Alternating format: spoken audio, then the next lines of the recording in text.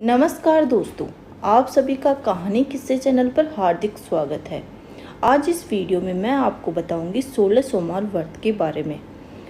16 सोमवार का व्रत शिव जी की कृपा और आशीर्वाद की प्राप्ति के लिए रखा जाता है। परिवार की सुख और शांति समृद्धि के लिए अविवाहित महिलाएं 16 सोमवार का व्रत रखती हैं। दोस्तों, ऐसा भी माना जाता है कि यदि इस व्रत को विधि विधान और शास्त्र सम्मत के साथ रखा जाए तो भोलेनाथ प्रसन्न होकर मनचाहा वरदान प्रदान करते हैं। अविवाहित इस व्रत को रखे तो उसे मनचाहा वर अथवा जीवन साथी प्राप्त होता है। वैसे ये व्रत हर उम्र तथा हर वर्ग के व्यक्ति कर सकते हैं, लेकिन नियम की पाबंदी के चलते अच्छा होगा कि लोग इस व्रत के बारे में जो क्षमता रखे वही इस व्रत को करें। इस व्रत को लगातार 16 सोमवार तक श्रद्धा पूर्वक रखने से व्यक्ति की हर एक मनोकामना पूर्ण होती है और सभी कष्टों का निवारण भी हो जाता है। तो आइए हम इस वीडियो में जानते हैं आज 16 सोमवार व्रत की विधि, नियम और उससे प्राप्त होने वाले फल के बारे में। लोग 16 सोमवार का व्रत करते हैं। चंद्र भगवान शिव के नेत्र हैं। उनका दूसरा नाम सोम है। सोम ब्राह्मणों के राजा और औषधियों के देवता हैं। अतः सोमवार का व्रत करने से समस्त शारीरिक, मानसिक और आर्थिक कष्ट दूर होते हैं और जीवन सुखमय हो जाता है। इस मास में सोमवार व्रतों का पालन करने से 12 महीनों के सभी सोमवार व्रतों का फल मिल जाता है। सोमवार का व्रत को श्रावण, चैत्र, बैसाख, कार्तिक और मार्गशीर्ष मास से प्रारंभ करने चाहिए। इन सभी मास में व्रत का आरंभ करने से शुभ फल की प्राप्ति होती है। सोमवार के दिन व्रत करने वालों को सूर्योदय से पहले उठ जाना चाहिए। पूजा करने से पहले नित्य क्रिया से निवृत्त होकर स्नान करना चाहिए। स्नान के दौरान जो पानी स्नान करने में काम में लिया जाता है उसमें गंगा जल अथवा काला तिल डालकर ही नहाना चाहिए तथा पहली बार शरीर पर जल डालते समय ये मंत्र का उच्चारण जरूर करें। ओम गंगे गोदावरी नर्मदे सिंधु कावेरी अस्मिन् जलम सानिध्यम कुरुम। ओम नमः शिवाय। प्रत्येक सोमवार को बाल धोकर अवश्य ही नहाना चाहिए। इसके बाद स्वस्थ कपड़ा पहनना चाहिए। उसके पश्चात अपनी इच्छा तथा सुविधा अनुसार पूजा घर में या शिवालय में जाकर पूरी विधि के साथ पूजा अर्चना जरूर करें। पूजा के दौरान सफ़ेद चंदन, श्वेत फूल, अक्षत, पंचामृत, पान, सुपारी, फल, गंगाजल, बेलपत्र, दथुरा फूल का प्रयोग करना चाहिए। भगवान शिव का जलाभिषेक करते समय कुछ बातों का ध्यान रखना चाहिए। यह अभिषेक गंगा जल व पवित्र नदियों के जल से ही किया जाना चाहिए। भगवान का अभिषेक दूध, दही, घी, शहद, चने की दाल, सरसों के तेल, काले तिल से किया जाता है। पूजा के दौरान ओम नमः शिवाय और गणेश मंत्र, ओम गणपते नमः तथा चंद्रमा के बीज मंत्र ओम श्राम श्री श्रोम सह चंद्रमसे नमः है आदि मंत्रों का पूजा के दौरान कम से कम 3 माला का जप जरूर करना चाहिए। पूजा अर्चना के बाद सोमवार व्रत की कथा जरूर सुननी चाहिए। इस व्रत को रखने की जो फायदे हैं वो इस प्रकार है। सोमवार का व्रत रखने से आपके मन की सभी इच्छाएं पूर्ण होती हैं, परंतु तभी जब इसे पूरी श्रद्धा और निष्ठा के साथ रखा जाए। इस व्रत को करने से आर्थिक स्थिति मजबूत होने में मदद मिलती है। यदि कोई संतान चाह रखकर पूरी श्रद्धा के साथ उसकी ये मनोकामना जरूर पूरी होती है।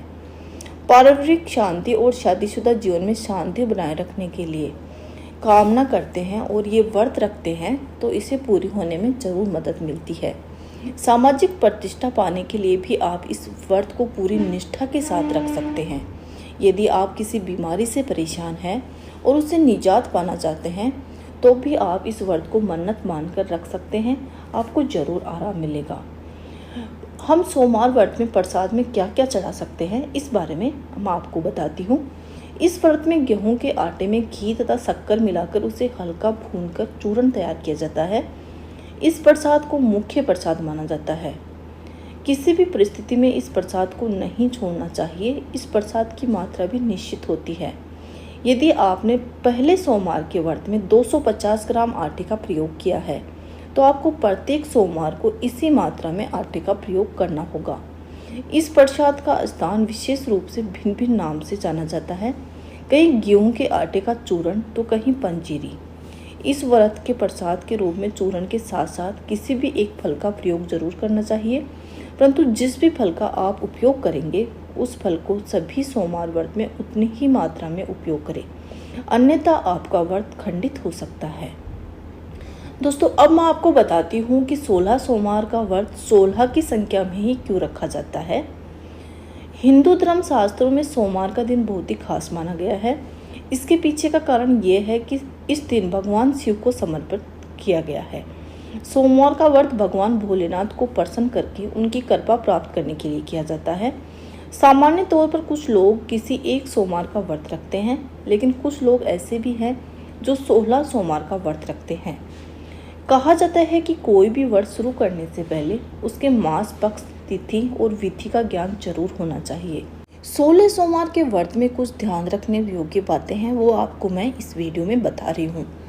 सूर्योदय से पहले उठकर पानी में कुछ काले तिल डालकर नहाना चाहिए। इस दिन सूर्य को हल्दी मिश्रित जल जरूर चढ़ाएं। अब भगवान शिव की उपासना करें। सबसे पहले तांबे के पात्र में शिवलिंग को रखें। भगवान शिव का अभिषेक करें। गंगा जल से होता है, परंतु विशेष मान्यताओं को पूर्ति करने के लिए दूध, दही, घी, शहद, चने की दाल, सरसों का तेल, काले तिल आदि सामग्री से भी आप अभिषेक कर सकते हैं। इसके बाद ओम नमः शिवाय मंत्र तथा श्वेत फूल, सफेद चंदन, चावल, पंचामृत, सुपारी, फल और गंगाजल को स्वस्थ पानी से धोकर भगवान शिव व पार्वती का पूजन करें। अभिषेक के दौरान पूजन विधि के साथ साथ मंत्रों का जाप बहुत ही आवश्यक होता है, इसलिए मंत्रों का जाप करते रहें। महामृत्युंजय मंत्र, भगवान शिव का पंचाक्षरी मंत्र या फिर अन्य जो मंत्र होते हैं वो आपको कंठस्थ होने चाहिए। शिव पार्वती की पूजा के बाद सोमवार की व्रत कथा करें। आरती करने के बाद भोग लगाएं और परिवार में बांटने के बाद स्वयं प्रसाद ग्रहण करें। इस दिन नमक रहित प्रसाद ही ग्रहण करें। दिन में कभी नहीं सोना चाहिए। प्रति सोमवार पूजन का निश्चित समय रखें। प्रति सोमवार एक ही समय पर प्रसाद ग्रहण करें। प्रसाद में गंगा जल, तुलसी, लौंग, चूरमा, खीर, लड्डू में से अपनी क्षमता अनुसार किसी का एक का चयन करें। 16 सोमवार तक जो खाद्य सामग्री ग्रहण करें उसे एक ही स्थान पर बैठकर करें। चलते फिरते कभी भी खाद्य सामग्री सोमवार के दिन नहीं खानी चाहिए जो सोमवार का व्रत रख रहा है। प्रति सोमवार एक विवाहित जोड़े को जरूर उपहार दें। इसमें आप वस्त्र, फल, मिठाई व अन्य उपहार दे सकते हैं। 16 सोमवार तक प्रसाद और पूजन के नियम एक समय तथा एक प्रकार के होने चाहिए, उनको खंडित नहीं होने देना चाहिए। अब जानते हैं हम 16 सोमवार व्रत के उद्यापन की विधि। 16 सोमवार व्रत का उद्यापन 17वें सोमवार के दिन करना चाहिए। उद्यापन किसी कुशल पंडित के द्वारा ही करवाना चाहिए। उद्यापन भी उसी समय करना चाहिए जिस समय आप प्रत्येक सोमवार की पूजा करते थे। उद्यापन में 1.25 किलो आटे का प्रसाद चढ़ाना चाहिए। प्रसाद को 3 भाग में विभक्त कर देना चाहिए। तीसरा भाग स्वयं खाना चाहिए। उद्यापन में 10 मांस जग का आह्वान करके सफ़ेद वस्तुओं जैसे चावल, श्वेत वस्त्र, दूध, दही, बर्फी, चांदी तथा फलों का दान करना चाहिए। इस दिन विवाहित दंपतियों को भी जिमाया जाता है। दंपतियों को चंद्र दर्शन और विधिवत पूजन किया जाता है। लोगों को उपहार स्वरूप कुछ सामग्री भी उद्यापन के दौरान दान में दी जाती है। इस प्रकार देवों के देव शिव जी का व्रत पूर्ण होता है और भक्तजनों को मनवांछित फल की प्राप्त होती है। बोलो भोलेनाथ की जय। दोस्तों, अगर आपको मेरे वीडियो पसंद आ रहे हैं तो इन्हें लाइक, शेयर जरूर करें तथा मेरे चैनल को भी सब्सक्राइब करें। आगे भी मेरे वीडियो ऐसे ही देखते रहिए। धन्यवाद।